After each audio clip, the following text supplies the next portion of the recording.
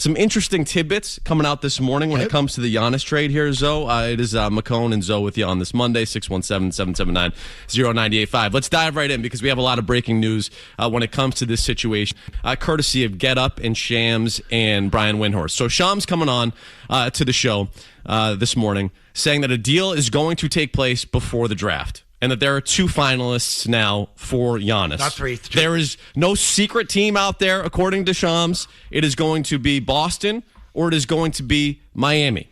Brian Windhorst adding this. Take a listen. I was really skeptical that the Boston Celtics were going to go all in on this. From what I understand, they have. The Celtics and the Heat are the 2 teams aggressively going after Giannis. I would say they're the finalists. And if Giannis is going to be traded in the next 24 hours, which I think is a good chance of happening, I think it's either going to be to Boston or Miami. The Boston thing is one. They were very cautious about putting Jaylen Brown in this an official firm offer. I believe they have. Jaylen Brown is on the table, and Jaylen Brown could get traded. All right, so that's big for a couple different reasons. The first, Zoe, is that Brian Windhorst over the last week has said that he has not heard that Jaylen Brown has officially been offered in these deals. So there's been a pivot there, and there's been a change in terms of what he's heard and the fact that Jaylen Brown is on the table for this Giannis deal. The second thing, we've talked about it a little bit here, but was there a way that maybe because the Miami package wasn't that good, is there a way that you could pry Giannis out of Milwaukee without giving up Jaylen Brown? It seems like that's completely off the table now. If you're going to get Giannis, Jaylen Brown is going to be out the door. You better pull this off. Because if you don't, you're going to have a pissed off Jaylen Brown who thinks he's the number 1. And when they show up together for camp, I guess, this summer, who's the offense going to run through, Joe, me, or Jason? And I think you got a disgruntled employee right now. And I think that was from day one, as soon as the season was over. He made it very evident. That was his best year ever. He enjoyed it. And he wants his own team. And I don't blame him. It's a tough decision for you. It is. And I know everybody out there thinks you're going to be such a better basketball team. There's no guarantees in this. No, there's not. There's guarantees when those two stay and play together. I'm talking about Brown and Tatum because you're a contender with those two. You are. You can't cut it and slice it any other way because I think Brad would alternate the roster to where you would give them a good compliment to where when Derek White first got here, when you woke up that one day, holy crap, Porzingis and Drew Holiday were members of the team. Like Brad will do what he has to do to help bolster that.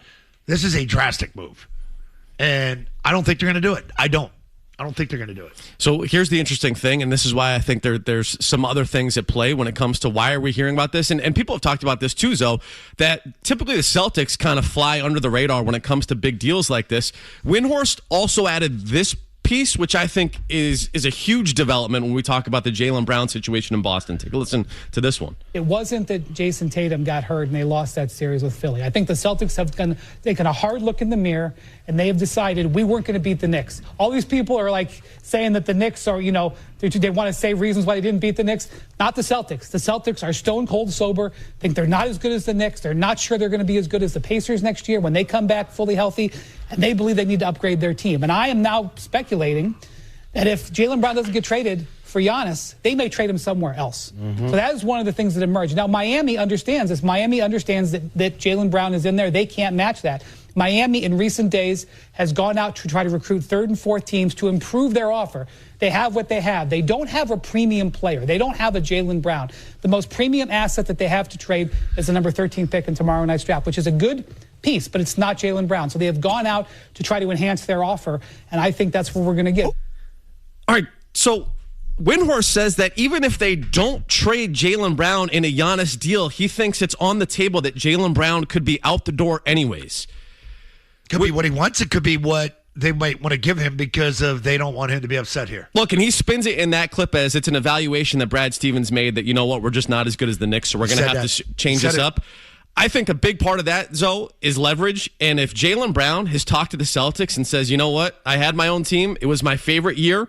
I loved it. I want to have my own team again. I'm not going to take a backseat moving forward. I want out. You're not going to spin it as if he's demanded a trade because it's going to kill all your leverage. Right. If you've evaluated that you want to move off of this player, you're gonna hold more cards at least. So I think this Giannis deal is going to happen because if you're talking about moving off of Jaylen Brown, maybe because you're being forced to because Jaylen Brown wants out and wants his own team at this point, Would you rather bring in a guy that could be an MVP for you, or would you rather bring in pieces, a trade where you've got, elevated role players? I would say not necessarily superstars, but guys that you can build around, starting quality players coming back, or a deal centered around picks where now you've got financial flexibility and you're building around a young draft pick. Well, you've taken a step back. If you want to contend for a championship next year, this Giannis trade is the one to do it. And like you said, it's a big swing, but they might not have a choice here. If Jaylen Brown wants out of Boston because of everything that's gone on this offseason and his name in the rumors and the fact that he liked being the guy in Boston and doesn't want to take a back seat again, this Giannis deal is your answer. Do the Bucks want Brown? Or do they just want to rebuild? It doesn't feel like they want a superstar player with a max contract. Right, like what's your ceiling? They're going a different direction. I'm with you on that. What's your ceiling right now if you bring in a 30-year-old Jaylen Brown with a roster that isn't very good? Wouldn't that be something if they say no because we don't want Brown? We're gonna ship him to Miami. Now you can make the argument. I would tell Milwaukee, well, you can flip him for picks. You can do other stuff. You know what I mean? But it's complicated. I think right now the Celtics are in a situation here where Jaylen Brown is going to be, if he's out the door regardless, I think that tells you kind of where the situation is with this organization. It seems that ship has sailed here. Like it's, he's been open about it. He's doubled down on it. Jason Tatum hasn't said a damn thing about him. Say, I want him back. Hasn't been on the Twitch stream? It's been quiet. Yep. It's happening. It should happen, but I don't think it's going to happen. You still don't think it's going to happen? I don't. Do you think you can go back down the road of bringing in Jaylen Brown and Jason Tatum and having those guys coexist after everything that's gone on this offseason? You kind of have to. That's up to Joe to make that work. I was going to say, you're putting a lot on your head. If you want to keep Joe here and everybody says, hey, it's Tatum's guy and his ability to blend egos and get guys to play hard, that's the best trait that Joe has, then that's why Joe's going to make the money to do it. Then you put it on Joe. Make it work, Joe. That's a tough situation for a guy that's coming off a first-round exit like Missoula is. And look, I know he was the coach of the year. Is it a bad thing that your superstar got hurt and the other guy stepped up and played his ass off all year? Like, does that make you a better team? I know, but you just said it. He's your superstar. Jason Tatum's the guy that you're going to build around. They've obviously made that evaluation, that's the guy that they want to build around, and it's not Jaylen Brown anymore. And now the question is, if you're getting rid of him, what kind of package? Like, I don't think that the question anymore is Jaylen Brown or Giannis. Who do you want on your team? I think it's, what do you want coming back for Jaylen Brown? Do you want a guy that's an MVP caliber player coming back and taking that swing? Do you want pieces or do you want picks? Is there any way you could get him to the Lakers and get rid of LeBron? Not to go get LeBron. Get LeBron moved off the Lakers. Get him out there to play Luka and just see what he can do. Like you become like a fan of that team because Brown's out there. That's what I want to see. I want to see him go to a good team or a chance to where he has the opportunity to succeed. I just want to ship him off to some schmuck. And Milwaukee certainly would be that. A schmuck, yes. I think the interesting thing, too, when you talk about Jaylen Brown and the season that he just had with Boston, because you look at that roster, right? It was one that I thought was terrible. I didn't think they were capable of becoming the 2 seed, and he carried that team to it. Yeah, he did. But I also think the situation of Boston is you had a really good situation in terms of the buy-in from players with what Joe Mazzulla was selling at that point. You have a high-functioning organization from the top down. And just because the roster is bad, if you get buy-in and play harder than people on a regular basis, you can win a lot of regular season games. And if you go to a Milwaukee where their superstar was late on the plane, and look, I know Doc Rivers was a part of this and he's out the door too, but you have an organization that allows things like that to happen, it's a lot different situation than what you had in Boston and you were carrying that team the way that Jaylen Brown was.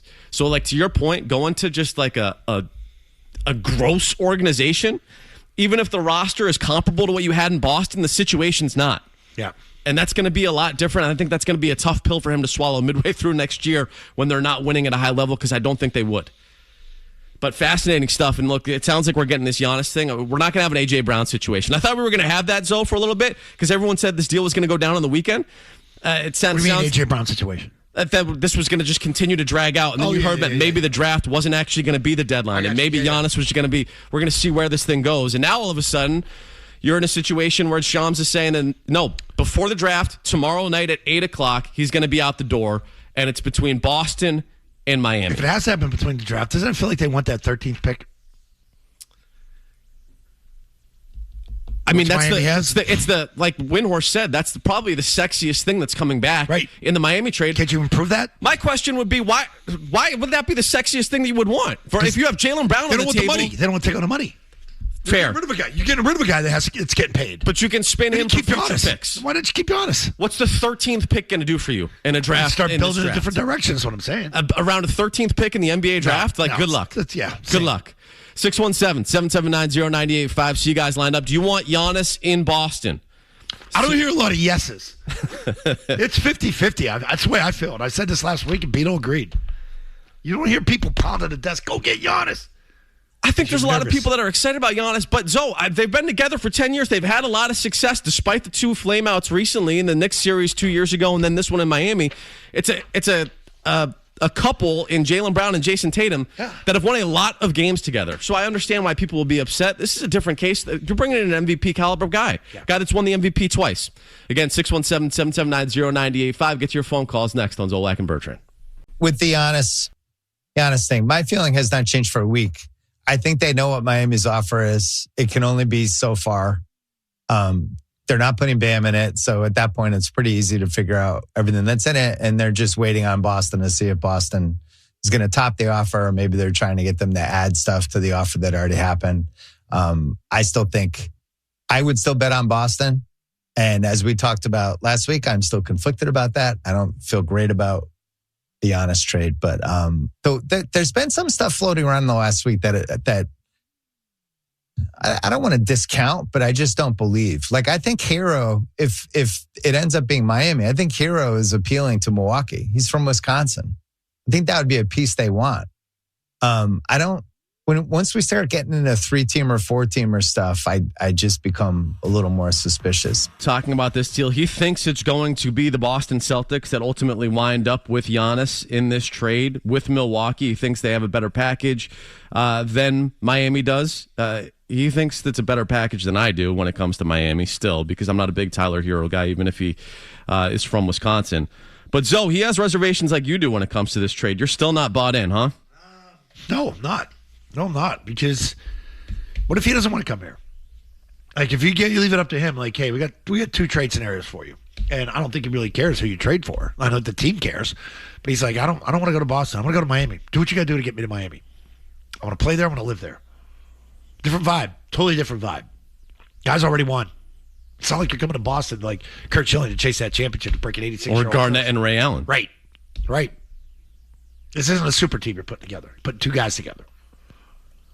Still don't have that third guy. So maybe you don't. Maybe the new NBA doesn't need that third guy. Maybe it's just a 2-team race or a 2-player race.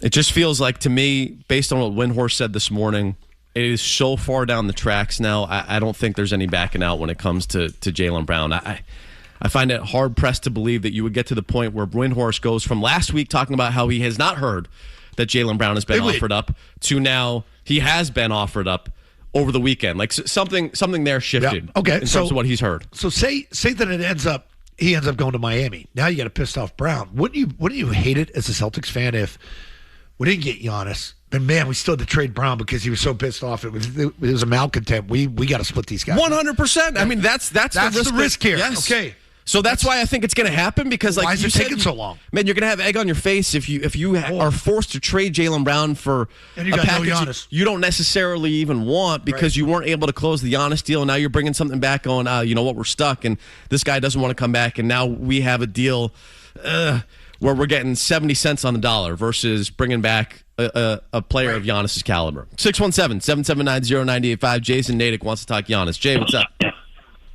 Yeah, I just wanted to make a quick point. The owner from Milwaukee, either last night or this morning, came out and said he wants a bona fide superstar back for Giannis, and would step in to make sure that happens. That was just reported this morning, so I just wanted to let you guys know that. Okay. Take it easy. Have a good one. Thanks. I don't want to do the trade. That's just my 2 cents. See, there we go. Jay underwater there in Natick for that, but I appreciate the stuff. Well, if he wants a superstar caliber player coming back, right, and that he wants to build around sort of how come we don't have that audio? A box office player. Well, Jaylen Brown over Tyler Hero in the 13th pick is going to be the package they ultimately select. Right. If he wants that, I just never heard that they wanted that. I heard they're just going to rebuild and get rid of the superstar. I didn't know they're looking for a superstar again. First time that's been said. And he doesn't want it. He doesn't want the trade. There's people that I think are lukewarm on it. And he should be gung-ho, right? This guy's a perennial all-star. He's a two-time MVP. How many time MVP? Two-time MVP. Two-time MVP. He's won a ring. He's won a ring. You have flamed out of the postseason in 2 straight years. Yep. Right? Yeah. Don't you think this roster needs to be shaken up regardless? Yeah, I do think it needs to be shaken up, yeah. But you just think building around those 2 pieces and Jaylen Brown and Jason Tatum is the path? I think it's dangerous. This? I think it's dangerous. I think it's dangerous for Brad Stevens and Joe Mazzulla for sure, because if this thing goes sideways and look, Miles Turner talking about how Giannis was 2 hours late to the plane and not necessarily bought into what Milwaukee was doing there is a bit of a red flag. That's shooting your way out of there.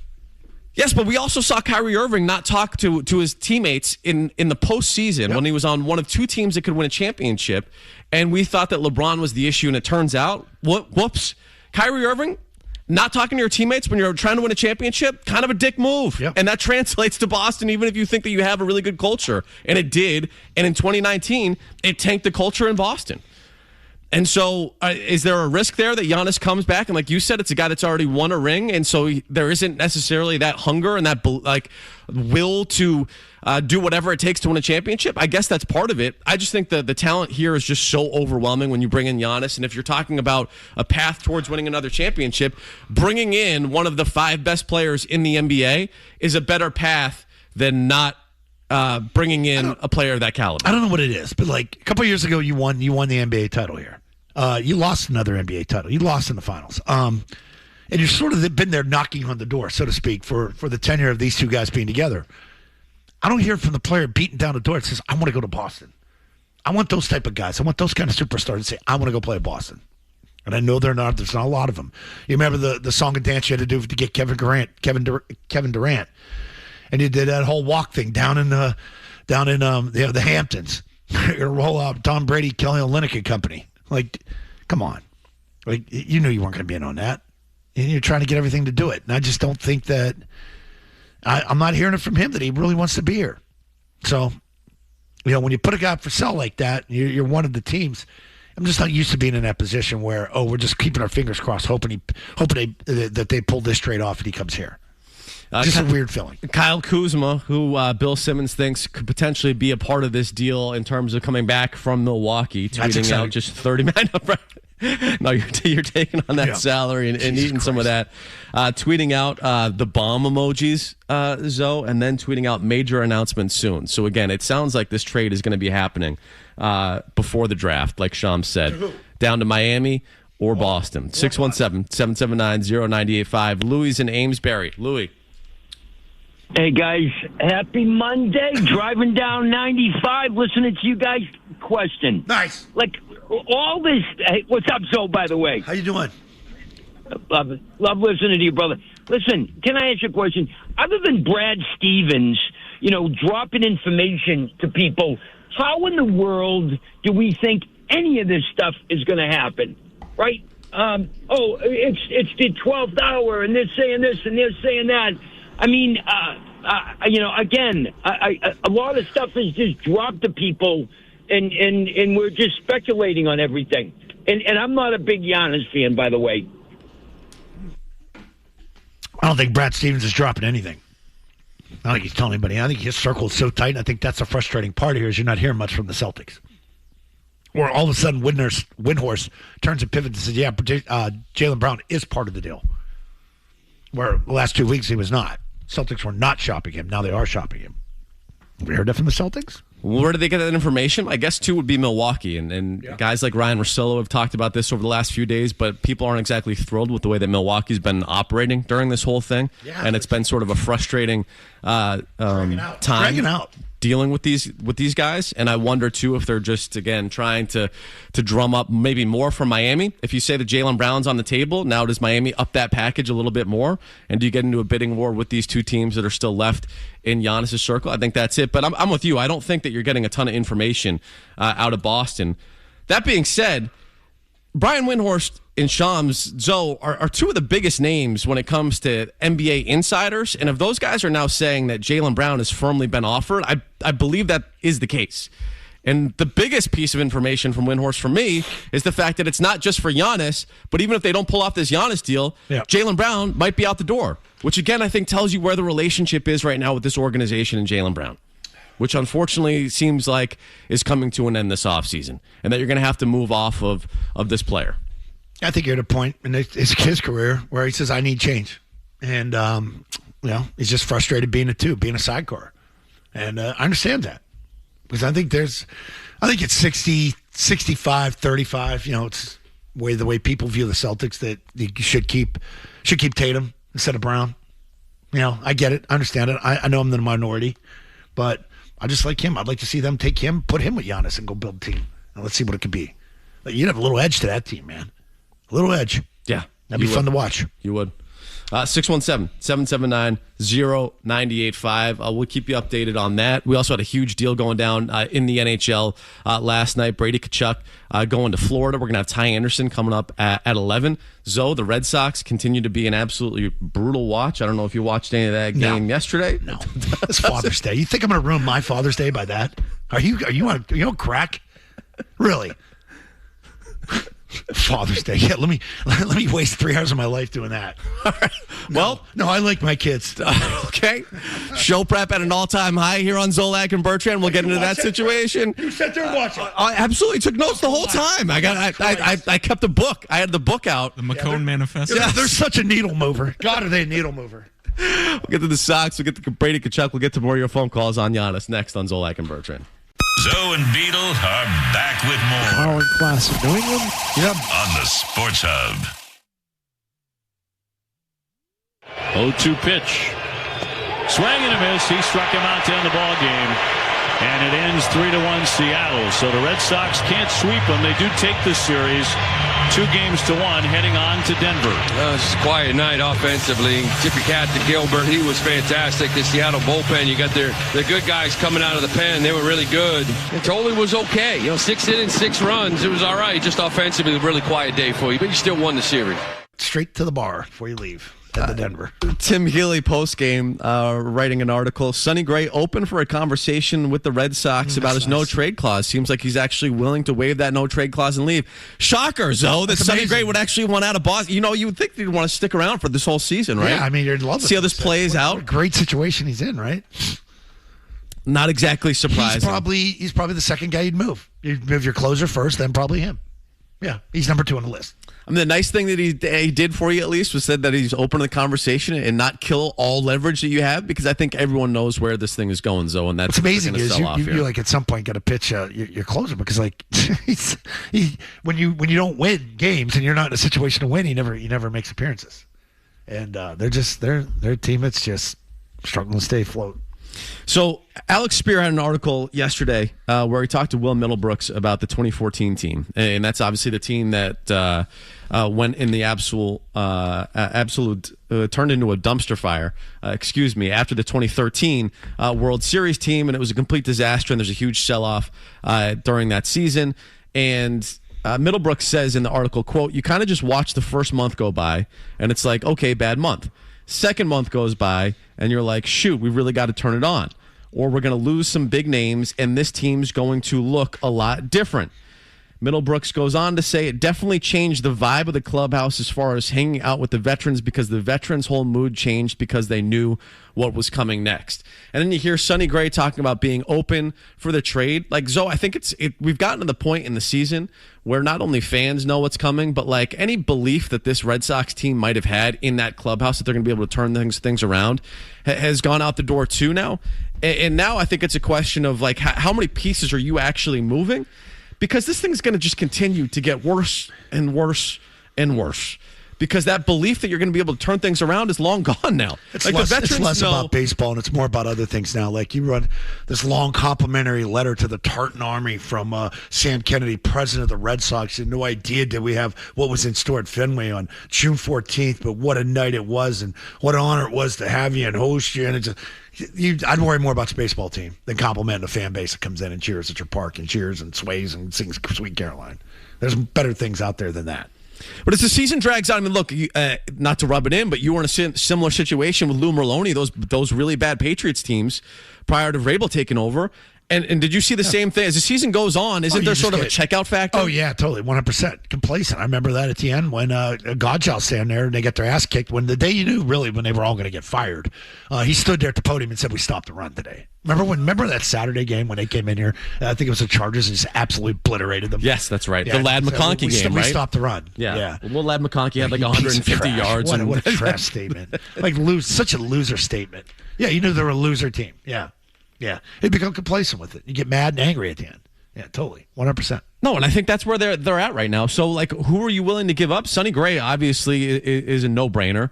Aroldis Chapman, no-brainer. And Contreras, I know that there's some people that say maybe you keep him around because he's a great bat, and it's hard to find a right-handed bat like Wilson Contreras, but he's also 34 years old. If there's a lockout next year, too, you're talking about an aging player there, too.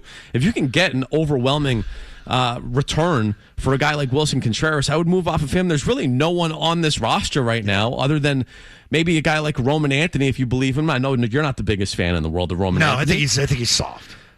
I'm rooting for the day that Judge beats him back from a fractured rib, an actual fracture, a broken rib. And look, that may be on the table, but I don't think there's many people on this roster that you should look at and say, no, we're absolutely building around this guy. You really want to know what a bag of dicks the Red Sox are? How about this from Ben Volen today? A day after Germany clinches a spot in Foxborough for the final round of 22, the Red Sox announced the night before that game that they're going to have German night at the ballpark. They're clinging on to World Cup people and fans, begging them to come to their ballpark to buy their concessions and get another congratulatory letter from the president of the Red Sox. That's the state you're in right now as a baseball team. That you're rooting for fan bases to come in off the World Cup and the location so you can take advantage of it. Not the actual product on the field, but fans come in. There's more to see here. You're German. Yeah, we're gonna sell Wiener Schnitzel at the outside upper deck. Yeah, an all German beer. And we're gonna have polka night. Yeah. Well, isn't that what we talked about, though? That one of the issues right now is that just Fenway is a destination for people. Yeah, it's a tourist attraction. It's a tourist attraction. That's all it is. So bad. Team can't hit at it, so can't play at it. Yeah, you're a tourist trap. Now the question is selling off. Yeah, think about that. Being a fan, being a player out there, and just the fan base going crazy. You hear why is everybody cheering? Because they're having fun, and you're getting your ass kicked at home. Yeah, good times. Good times over there. Jesus Christmas. It's not a good situation. I mean, and look, it seems like Craig Breslow is going to be around for this trade deadline, and he's going to be the guy. It'll tune more people out. Yeah. The more he's around, the more it tunes out. Well, look, people are going to be tuned out if you start selling off pieces for a terrible team as well, right? Like, sure. If you wave the white flag officially, and look, the white flag has been up for a while for this team. There's no doubt. I don't think there's any Red Sox fans that are still around saying that, no. You know, they just need to put together a good week, and they're suddenly going to be back in this thing. I think everyone's well aware of the situation. But you start selling off pieces like Sonny Gray, Chapman. I mean, that's bringing it to another level. You're like, all right, well, there's really no reason for me to tune in at this point either. So it's such a disappointing season. I think when you talk about sort of the standards of Boston sports and where this thing ranks, I think you have to go back to like the 2019 Celtics with Kyrie Irving in terms of expectations coming into a year and the disappointment that you feel after it. Because the expectations for this team, for the vast majority of people, were that they were going to continue to build, even though they didn't have the offseason that a lot of people were hoping for, was that they were going to continue to build off of that postseason run that they had last year. That obviously didn't happen, and I don't think there's that many teams other than that Celtics team with Kyrie Irving that you can look at. Maybe year 2 of Mac Jones, though. I mean, bringing in... You had some hope there. Bringing in Matt Patricia as the offensive coordinator, I think people were a little, skeptical of it, but you still had sort of that belief in Bill Belichick that anything he did would kind of work out. That one went off the rails, so maybe you can put that in the conversation. But this one, in terms of just Boston sports teams, is way up there for just such an utter disaster of a season. Yeah, and I've been corrected by the smarter Bert Breer that Wiener Schnitzel is Austrian and is incredible. It's not German. Oh, okay. But you kind of laughed too. Well, then brats, whatever the hell they eat. What do they eat in Germany? Brats? Yeah, sure. That sounds good. Bangers and mash, right? No, that's London. No. What did Germans eat? You've done that one, right? I was over there. Yeah, it was just random stuff. Didn't you go to Germany? Yeah. So what'd you eat when you were over there? For a day. I mean, whatever they gave us. Yeah? Yeah. All right. Well, I mean, you did the food tour when you were in London. You said we went out with Dennis and them. We had a burger and fries the first meal, and then we had some beers, and they had sausages on a stick, and that was it. And that was it? And back to the hotel on game day. Was that the Mac Jones intercept? Yep. That was the... Yeah, yep. that was head down, everything. Yep. That's Yeah, good. good times. Good trip. Really good trip. Stayed at the You think airport. it's just like bratwurst? Bratwurst. Yes, we stayed at the airport. Yeah, so had a great look at Germany. Looking forward to going back there this year. There you Unbelievable. There you go. All right, Red Sox on the table. Latest on Giannis on the table as well. And again, we got Ty Anderson coming up 11 to talk some hockey as well. We'll do that next on Zolak and Bertrand. No matter where, Smoking meats in the Fenway. no matter when. Here we go, ad-lib time. That's awesome. Zolak and Bertrand, the Sports Hub. Sorry, T-Bone. I mean, that's just like, hey. Mail it in Monday. What was the one that? What was the Gen Z trend? About That Mondays? was Sundays or Sunday nights give you such a mental breakdown. What was it? What was that, Mia? The Sunday scaries aren't really a thing. Yeah. Because I just take Mondays off. Is that what it was? What are you talking about? Wow. That game we played with The game we played on Friday with Mia. Were you here? What was the That's me today? What was the Gen Z trend? I'm not Gen Z, so I don't know. The trend was that they Bare bang minimum out. Monday. Bare minimum. Bare Minimum Monday. Bare Minimum. If there was a theme song for Bare Minimum Monday, that rejoin would be. That would be the name of that song. what do you Bare do? Minimum Monday. That has nothing to do with you. I'm just talking about that song in general. That's all. Like the Bengals had Manic Monday. What's the other one? Sunday Bloody Sunday. You two had that one. That Excuse would me be for trying to inject some songs that won't get blipped on the podcast for copyright infringement. I'm sorry. yeah. I'll work on that. Don't have to worry about that one ever saying like, "Hey, that's a hit." We really got to squeeze that one out. No, you're right. You're right. Let that When one. I lose my job and it's Mia taking over for me, Just play whatever. just remember that. Mia, play whatever you want. We're on Giannis watch here on Zolak and Are we? Bertrand. Yeah, you're acting like this isn't going to happen. No, he's getting traded. It's getting to the bare minimum. It's getting to the point where like it's not going to happen. Like, for What me, do you that's mean it's not going to happen? We've been We talking about just this played Dave him. Giannis trade. Like, I had more fun talking about the damn AJ Brown stuff that you never thought was going to happen. Never thought there was going to be this big delay. Then all of a sudden, wow, it is happening. I That love actual Zoe's day. opening take on Giannis, by the way. What is it? Oh, I hope Jalen goes to the Lakers so I can root for them. I do. I hope he goes to a good team. I want Jalen Brown to go to a good team, so like I want to watch him. Well, I mean, it sounds like he's not going to be a Celtic because, again, Windhorst saying today Jaylen Brown is widely available. Even if he's not traded for Giannis, Boston will strongly consider parting ways with him, which is a major shift from the way that the Celtics have been operating over the last couple of years. And really post that Durant rumor a few years ago where he kind of got his back up and was hurt by the fact that he was involved in those trade rumors. It feels like they go above and beyond to try to squash anything that could be perceived as them shopping Jaylen Brown. And I think that's the biggest shift from last week to this week. At the end of last week, it felt like Boston was trying to get the word out that, you know what? No. Jaylen Brown has not been a part of this package. Brian Windhorst, even up until this morning, has talked about how there's no firm indication that Jaylen Brown has been offered up in any of these deals. Now he comes out Monday morning, Shams saying that he's going to get traded before the draft in the next 24 to 48 hours. And on top of it, even if he's not involved in the Giannis trade, Jaylen Brown could still be out the door.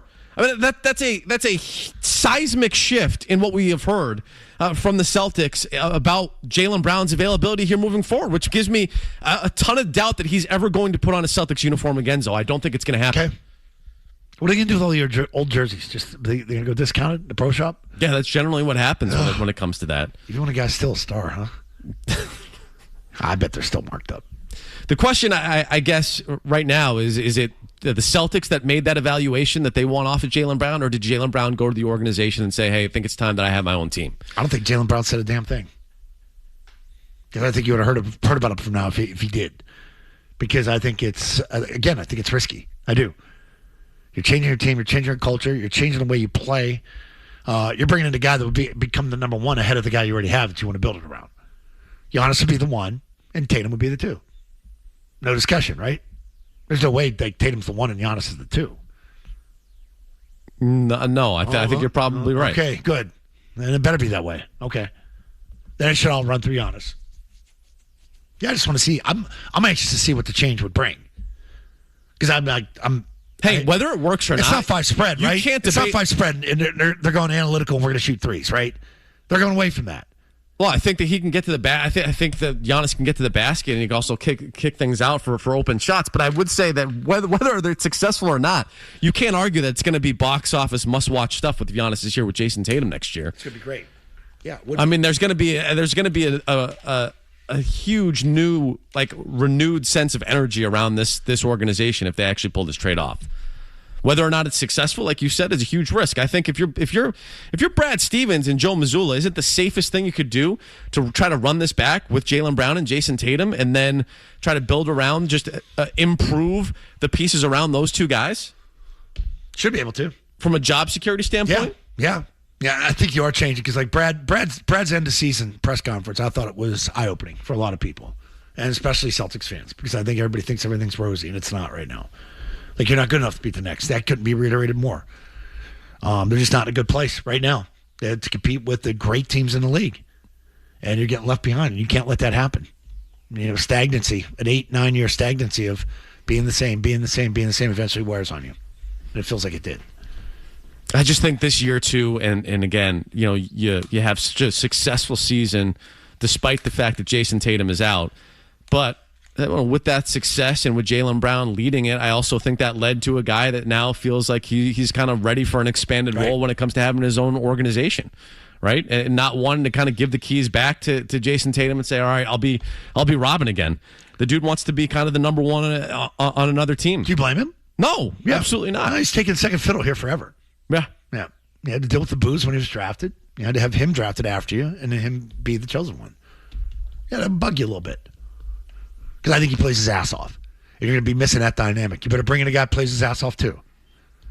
And I hope Giannis does that.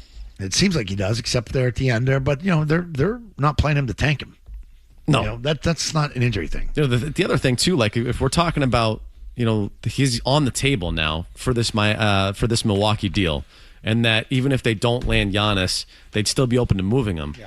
I keep coming back to the Miami offer. I don't know how Miami could possibly compete with what the Celtics are offering if Jaylen Brown is on the table. I just think that's the ultimate trump card. That's why I think Giannis is going to wind up in Boston, because if he's actually involved in the deal, I don't see how Milwaukee, for the 13th pick, Tyler Hero doesn't match up to freaking Jaylen Brown. It's like, but it becomes like, what does Milwaukee want on the other side? Do they want Brown? Do they want to take his contract on? Probably not. Maybe you don't, but maybe you roll with a superstar like Jaylen Brown for a season and then trade him for picks down the road. In terms of a valuable asset, I would think having one of the 15 best players in the league, top 10, is way more valuable than having Tyler Hero in the 13th pick. I think that's where that comes down to. Let's sneak in a couple phone calls here before we get to headlines. Let's go to Dr. Kent in Berlin. Dr. Kent, what's up? Hi, how are you today? Good. My background is in sports medicine. I have a PhD and a Master of Public Health, so that's what you're getting. I've had a lot of experience dealing with sports, individuals, and stuff like that. My concern is this. Now, I've kind of got all of the information that's available on what's going on with the teams. But I think they're overlooking something very important, and that is you're possibly going to get rid of a really good player in Brown, and you're going to get back Jason Tatum. I got that, but here's what you people need to understand: he could definitely have a repeat. That is a repeat. Achilles? Tatum could have a repeat of the problem that he had. And if he does, then if you get rid of Jason, you get rid of Brown, then where are you going to be? And there's a really good chance that he's going to get hurt again. That's my feeling on this. And that's from experience and understanding the kind of injury that he had. I think you're screwed if Jason Tatum pops his Achilles again or pops the other Achilles. If you have Giannis on the team or you have Jaylen Brown on the team, I don't think it matters. I think you're screwed either way. The calf, was it the bad leg or the good leg? It was the one that he said it was 80% on. I think it might have been the good. I forget the which injured one Achilles leg? Okay. Yeah. I know you thought he should have played through that. Yeah. You're a shoot it up and play guy. I understand. Well, I mean, it's game 7. Eliminate, lose and go home. I got but you did lose, but then you go to the podium and said I could have played next week. That's not a good look. Sorry. Neither is blowing out your Achilles again. Yeah, I know. Neither is blowing out your Achilles again and sitting out another 12 months. But John in Connecticut. John, what's up? Hey, guys. If the Celtics played differently, if they had like a point guard running the show and they got Brown and Tatum on board and they just said, hey, we're going to go a different route, I'd be all into keeping Brown and Tatum together. But to see another year of what they've done the last couple of years, I can't take it. So I'll, good, bad, or indifferent, it will be different, and I'm all on board with that. Okay. What do you guys think? I'm on board with it too, John. Yeah, I think different's good.